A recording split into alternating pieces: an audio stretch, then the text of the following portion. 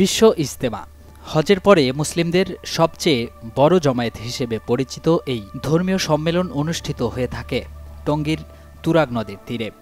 কিন্তু এবার মুসলিম বিশ্বে বাংলাদেশের জন্য খ্যাতি বয়ে আনা এই সম্মেলন যেন রক্তে কলঙ্কিত হলো আরও একবার। ধর্মীয় এই অনুষ্ঠান ঘিরে এত রক্তাক্তির নেপথ্যে কি এমন কারণ, কিভাবে বা শুরু হলো দ্বন্দ্বের? তৎকালীন পূর্ব পাকিস্তানে প্রথম ইজতেমা আয়োজিত হয় ১৯৫৪ সালে লালবাগ শাহী মসজিদে। মানুষের আগ্রহ ক্রমাগত বাড়তে থাকায় ১৯৬৬ সাল থেকে টঙ্গীর তুরাগ নদীর তীরে ইজতেমা আয়োজিত হয়ে আসছে। বাংলাদেশ স্বাধীন হওয়ার পরপরই ইজতেমা আয়োজনের জন্য সেখানেই প্রায় ১৬০ একর জমি বরাদ্দ দেওয়া হয়। তখন থেকেই বছরে একবার ধর্মীয় এই অনুষ্ঠানের আয়োজন হয়ে আসছিল। পরবর্তীতে বাংলাদেশি মুসল্লিদের পাশাপাশি বিদেশি মুসল্লিদের ঢল বাড়তে থাকায় ২০১১ সাল থেকে ইজতেমা দুই ভাগে আয়োজন করার সিদ্ধান্ত নেওয়া হয়। বিশ্ব ইজতেমা বাংলাদেশের সুনাম বয়ে আনলেও তাবলিগ জামাতের ঐক্যে আজ বাজছে বিভেদের সুর।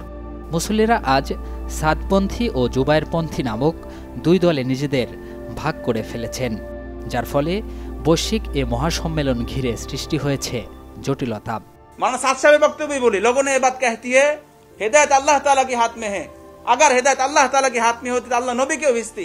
माना साथ साहब এই কথা বলেছে যে হিদায়ত আল্লাহ তাআলার হাতে যদি হইতো তো আল্লাহ তাআলা নবীকে কেন পাঠালেন? তাই উনি বুঝাতে যাচ্ছেন হিদায়ত আল্লাহ তাআলার হাতে না, হিদায়ত হলো মেহনতের সাথে। মুসলমান আরেক মুসলমানের কি আয়না স্বরূপ, এক মুসলমান আরেক মুসলমানের ভুল ত্রুটি আমি আমার মুখ দেখি না আয়না ছাড়া, আমার মুখ আপনারা দেখবেন।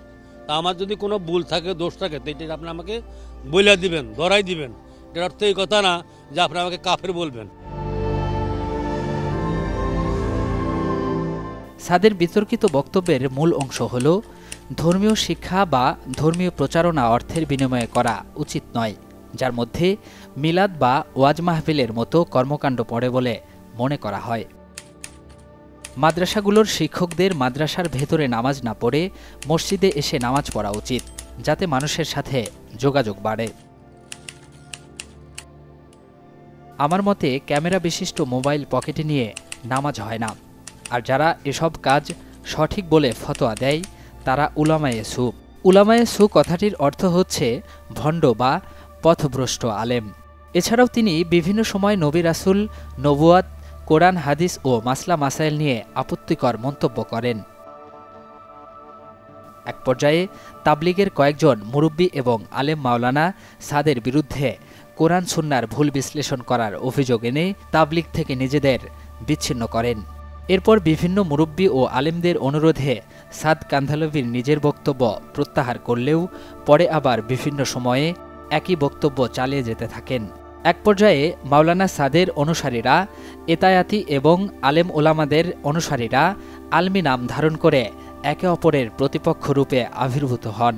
এক্ষেত্রে সাদ বিরোধীরা বলেন, সাদ কান্ধালভি যা বলছেন তা তাবলিগ জামাতের প্রতিষ্ঠাতা নেতাদের নির্দেশিত পন্থার বিরোধী।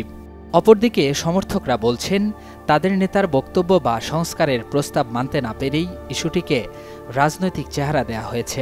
মাওলানা সাদ সাহেব নিজেকে যখন আমির দাবি করে, এরপর থেকে এই মেহনতের দ্বন্দ্ব শুরু হয়ে যায়।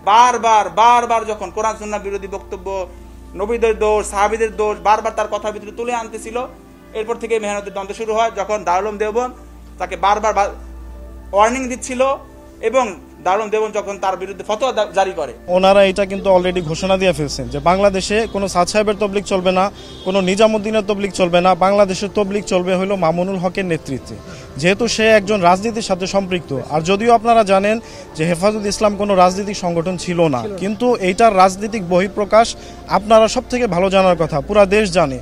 তো তারা এখন পুরা তবলিগের ম্যান পাওয়ারটাকে রাজনীতিক একটা খাতে প্রবাহিত করার জন্য আমাদেরকে ফোর্স করতেছে, আমাদেরকে অধিকার থেকে বঞ্চিত করতেছে।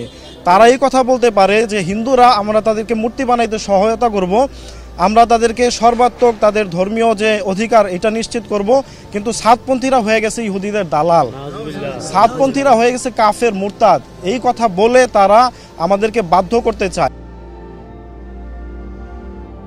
ভারতীয় উপমহাদেশে সুন্নি মুসলমানদের বৃহত্তম সংগঠন তাবলিগ জামাতের দুই দলের মধ্যে এই দ্বন্দ্ব প্রথম প্রকাশ্যে রূপ পায় 2017 সালের নভেম্বরে, যখন তাদের মূল কেন্দ্র কাকরাইল মসজিদে দুই দলের মধ্যে হাতাহাতি হয়।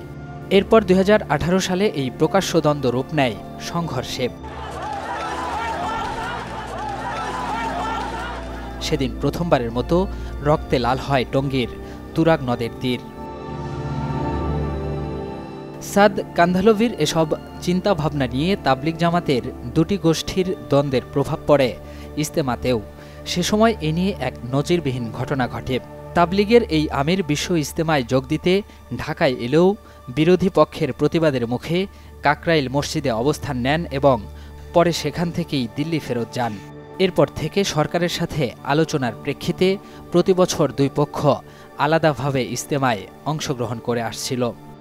এবছরও আগের নিয়মে ইজতেমা করার কথা থাকলেও একে অপরের সাথে বারবারই সংঘর্ষে জড়ায়, যা দেশ ও বিদেশে মুসলিমদের এই বৃহৎ সম্মেলন সম্পর্কে নেতিবাচক বার্তা ছড়াচ্ছে।